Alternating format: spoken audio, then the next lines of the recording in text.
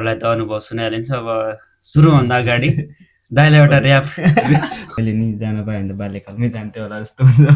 अनि त्यसको गर्लफ्रेन्डले चाहिँ उस भनेर चाहिँ मलाई माया गर्छ भने पाल्पा आइज भनेर चाहिँ क्या राति। अनि एउटा त्यो मेमोरी पनि हो कि अब त्यो दिनहरू त्यो पलहरू अब आउनु नि त। आएर एक सट हालेर त उता अब दक्सी खाएको मान्छे ढलाइहाल्यो क्या। एकजना हजुर हाम्रो 3-4जना, तिनीहरूको एकजना, हाम्रो 3-4 3टा ग्रुप भयो क्या यसरी पिटापिट पनि आएको थियो। अनि पछि मलाई देख्ने बित्तिकै यसले नि पिटेको, यसको नि नाम दर्ता गरेर के अब त्यो केस मिलेर त्यो घर आयो। त्यसपछि भोलिपल्ट म ठ्याक्क घर पुगेको थिएँ। घर पुगेर फेरि मै चौकी फेरि फेरि मैले गल्ती चाहिँ गर्थेँ फेरि।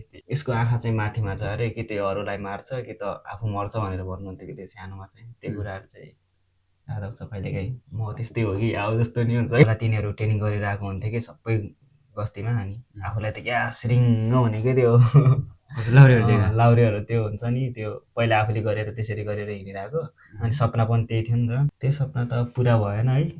अब तर पुरा गर्छु भन्ने छ।